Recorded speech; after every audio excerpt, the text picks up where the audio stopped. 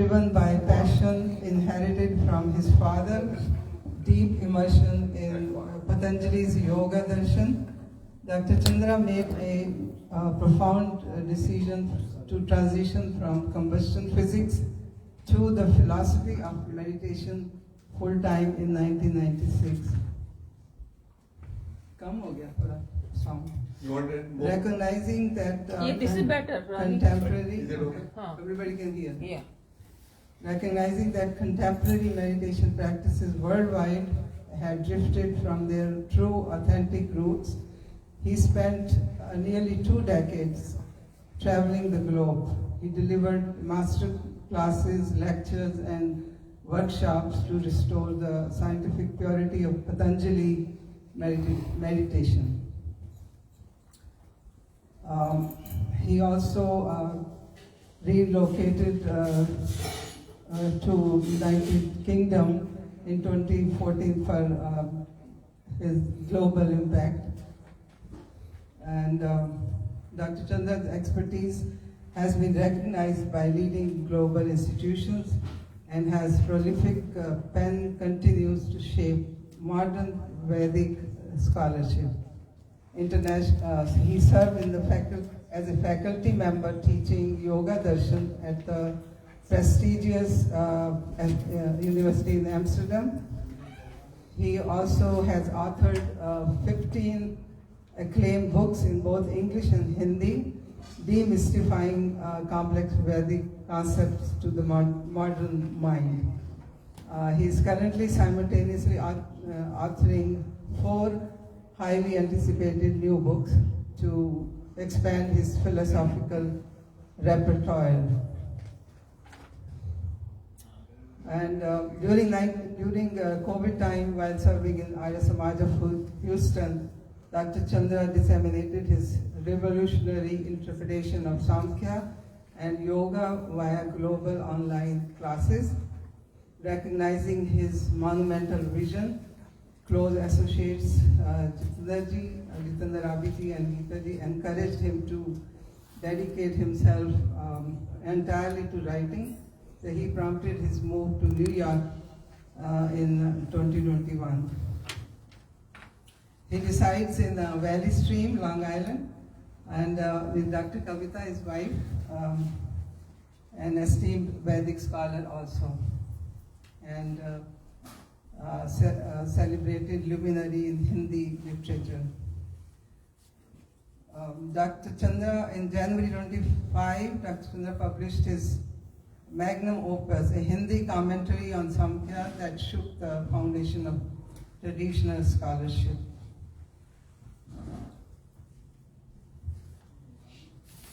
So I just want to little bit about Samkhya introduction about the topic. Samkhya is the first among the 6 books of Vedic philosophy called Shat Darshan. In a very compact manner, it presents the essential ideas for a human being to navigate life in a manner that it can become an enjoyable, meaningful, purposeful, and fulfilled experience.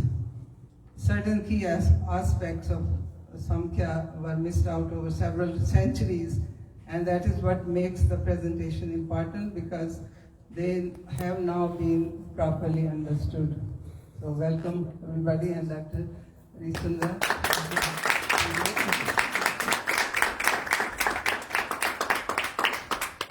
Thank you. Please silence your phones so we don't have. I should thank the management of the Yoga Temple, particularly Dr. Khannaji, Dr. Alice Inglaji, and Nina Sharmaji, who organize this event. Also, I would like to thank my small team, led by Gita ji and blessed by Dr. Rakesh and Jitendra ji of BJ. Thank you all for coming. So, we have a presentation, I think about an hour. You may get tired in between, let me know. So here we go. It's titled as an introduction to Samkhya.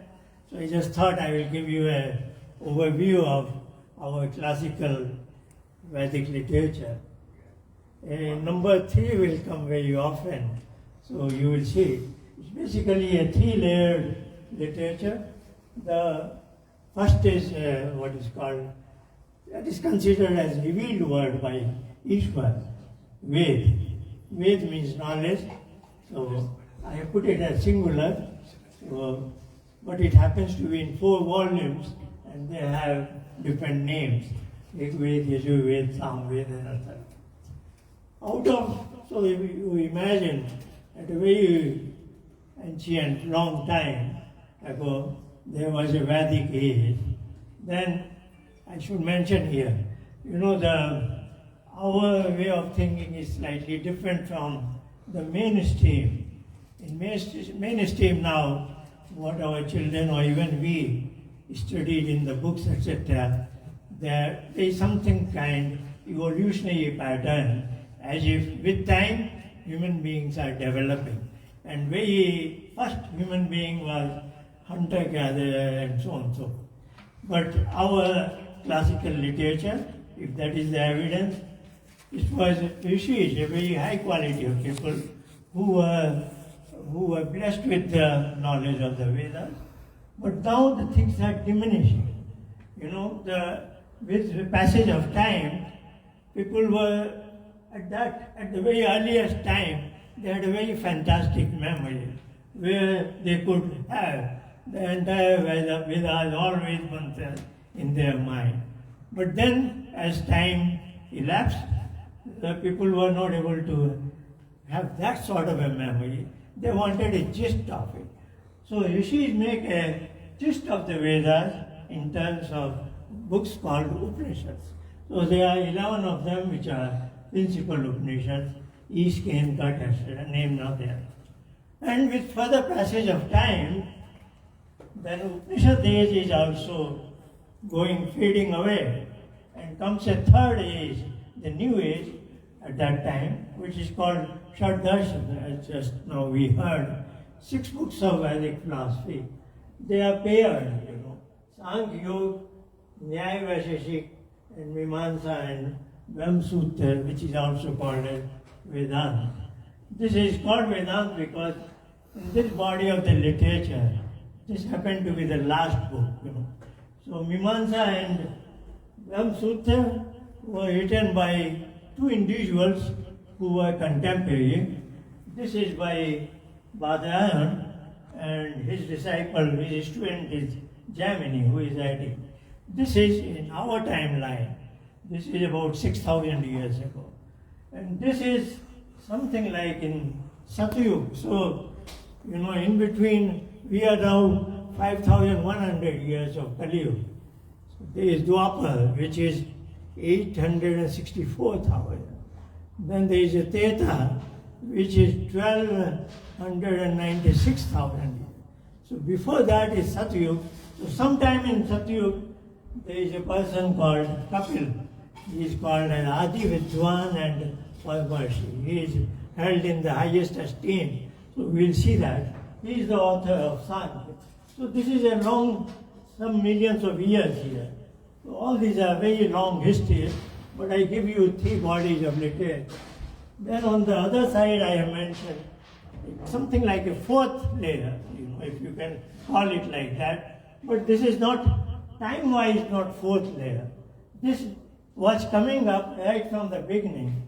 This is called as Vedanga, which means if you want to study any of this, you have to get some proficiency in these 6 disciplines, you know. Shiksha is not here education, it's like first book of our alphabets, we want to chant Shiksha. Then Vyakaran, Sanskrit grammar, Nirukta. So these are 6 disciplines which you must study if you want to jump here or here or here, anywhere. So basically, this is an overview of very ancient classical literature. And today we are going to talk about this. This is important in the sense, they consist of mantras, just like Ved mantra. But here they switch over to some other kind of statements, what is called sutra. You know? So here the literary style is very different. There is another thing is different here is they are very logical. They develop a logical framework Here, people just were interested in what Vedas are saying. But here, people begin to question it. Why should I do this? Why not this? Why not? So the rishis are trying to develop a framework to convince an individual that Vedic way of life is the right way to live. So these are certain peculiarities of this three-body of it. Let's proceed further. So we are getting into Samkhya, which is trying to say that, as a human being, this is well accepted even in mainstream, that we are a composite of self, mind and body. But of course in the mainstream, it's basically the body only, isn't it? What mainstream is saying is, this is very important part of the body, which even Vedic rishis accept that. The brain, the nervous system. But our Vedic Rishi is saying is, within this works as a housing, and there is a tiny hole somewhere here, right behind the forehead, what is called prefrontal cortex. There is a tiny hole there, and in that cave, I and myself, this is me, and my mind, we are residing there. So, this is very distinct from the brain, though residing in the brain. So you will try to figure it out this way. One sperm that goes in my mother's womb, there are billions of it, millions of it. One of them, there is this dipole, self and mind together. And that sperm is of nano scale, very tiny dimension. May not be much different from other sperm, but that particular carrier is having, so these dimensions we are talking about is smaller than picoscales. So I don't know, you will see how Vedic Rishi conceptualize such tiny dimensions when he's saying our mind is in the picoscales, So this is self, mind and body, and even the brain is considered as a part of the body here. Also a very important part, because if my hand is chopped off, I still remain the same person.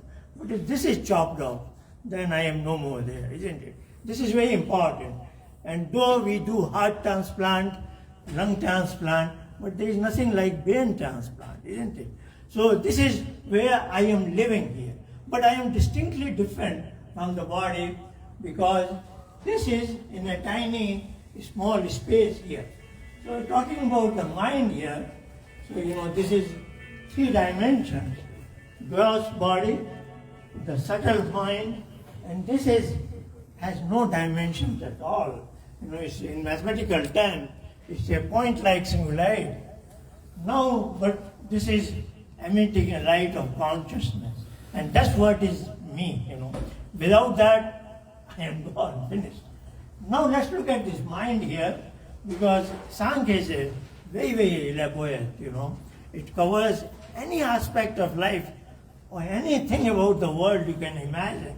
It is there in the Samkhya. So the coverage is very, very wide, so we have to be careful. Let's see, even mind, he uses three components together.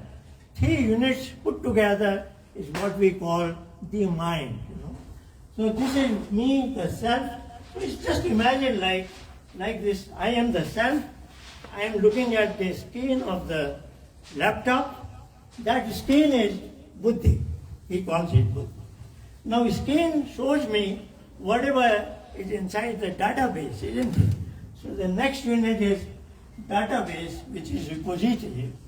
He uses the term ahankar. Then there is a third unit, which is manas, where there are 5 inlet ports and 5 outlet ports.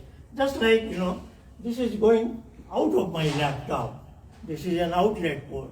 And of course there is a power thing, and I may put some drives here, things like that.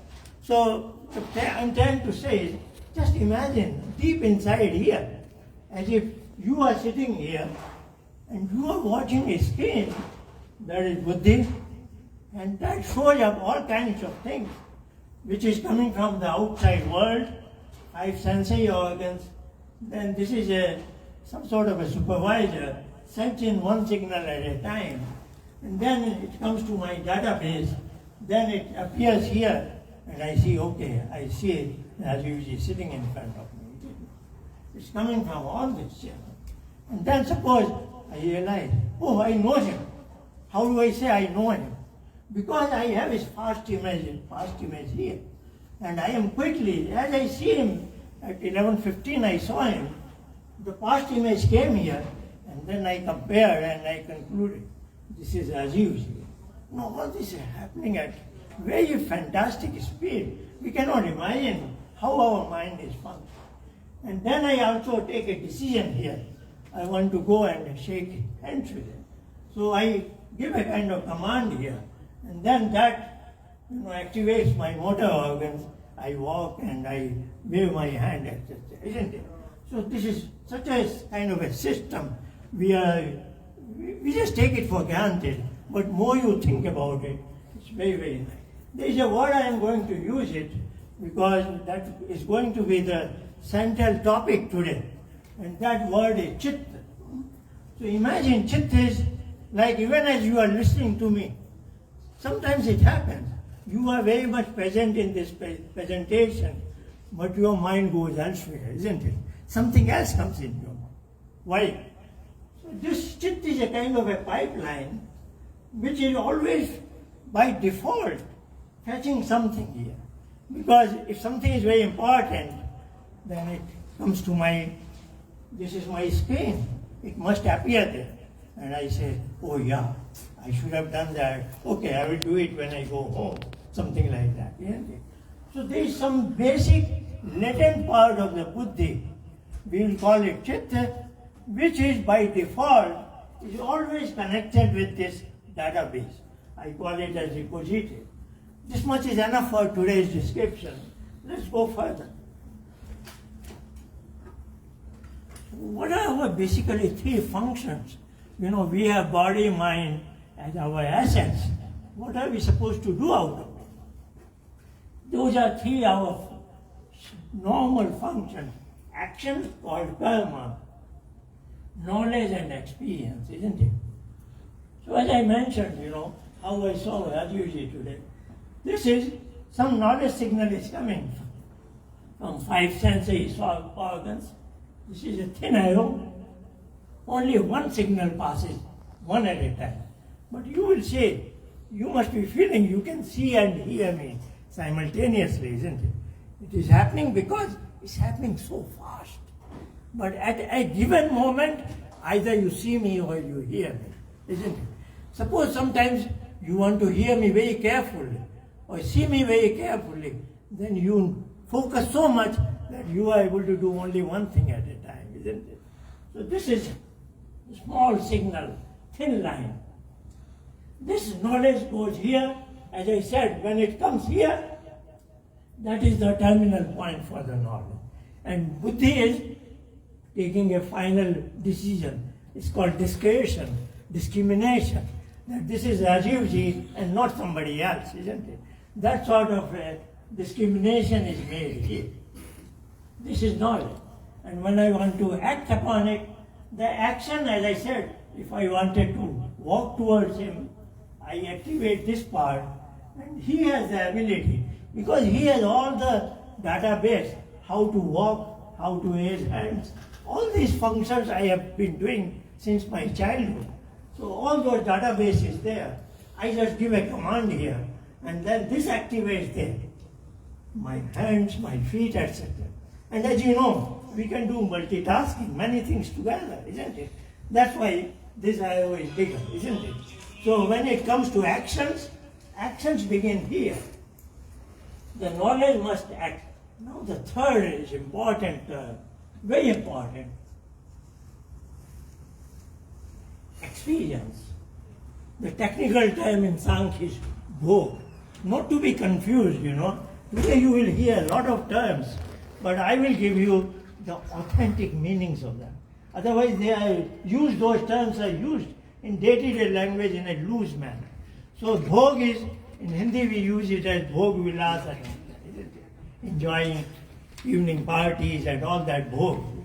But here bhog is experience. What is that experience? This may end up sukh or dukh, pleasure as well as pain. When does it happen? This knowledge, which is at the level of buddhi, if I embrace it, if I say I am so much close to it, I am so much attached to it, you can feel it. Certain things you do in a detached manner, but when you do it in an attached manner, that becomes bhog. So bhog is discretionary. So terminal point of bhog is this, right? When it touches me. Otherwise it is not bhog. You are just, like you hear a TV news, 10 people died somewhere in Afghanistan. 10 people, nobody likes it, but you heard it. It didn't have that influence, but God forbid. But if you hear your friend died, isn't it? You get the same kind of a news, but that affects you, isn't it? You have some tears in it. Because that you are attached to that person. So the news in both cases came to this level, but since in the second instance you are attached to that person, it influenced you, isn't it? So bhog is discretionary, it doesn't have to happen, but if it happens, it falls upon you. This is very important. And when it happens, suppose it is of the positive type, you eat something, you like it, and if you enjoy that taste very much, then everything, every knowledge, every action, every experience leaves an impression here. So if it is in the case of enjoyment, you have some sort of a pleasant experience, you are enjoying it, but that also leaves an experience, an impression here. That impression is called as rag. These are technical terms coming in Samkhya, so I will convey what is absolutely necessary. What happens then? When rag impression is there, sometime, some days later, it drives you, it reminds you, look, we went to that restaurant in New Jersey, we liked that dosa, we should go again there, isn't it? So rag is driving you to enjoy that experience again. And if you eat it again you enjoy it, again that impression is becoming thicker.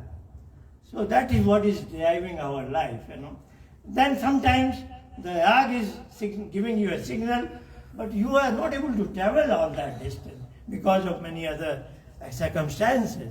Then, something is pushing you, but you are not able to do it. That puts you in some sort of a misery. So we will see the dynamics of all these things in our day-to-day life, which you are all familiar with. So now we come to a very important thing. Human beings are different from all billions of species, particularly the living beings, in a way that we have categories of people. Good and bad, isn't it? We will never say, this horse is good, this is bad. Cow is good, not bad cow. All cows are good, isn't it? But when it comes to human beings, we know some are good people, some are bad people, isn't it? Why that happens, we have to understand it. So this is where we will see it because of our actions, Because of our actions, we have three kinds of people. Bad people, called Rakshas. Good people who are average good. So let's look at this good and bad. This is very unusual, the third thing, which only the Vedic Rishi could think of it. For a common man it's difficult to think what can be the third category. But good and bad, everybody agrees, We all go to sleep, before that we make sure our doors are locked, is it not? We don't want a bad person to come and disturb our sleep. So good people is who has, I mentioned about the some pleasant experience which you have enjoyed and which leaves an impression in my Ahankar device, And we will now call it as tier 1 impairment. So this is first tier of pleasures of life, isn't it? Everybody knows it. What is sensual pleasure? What you enjoy eating, all kinds of 5 organs and all that. So this is TOI, in significant amount. You know, we are built up. We enjoy certain things, they leave an impression here. In bad people, what happens? This has too much of, this has become too big.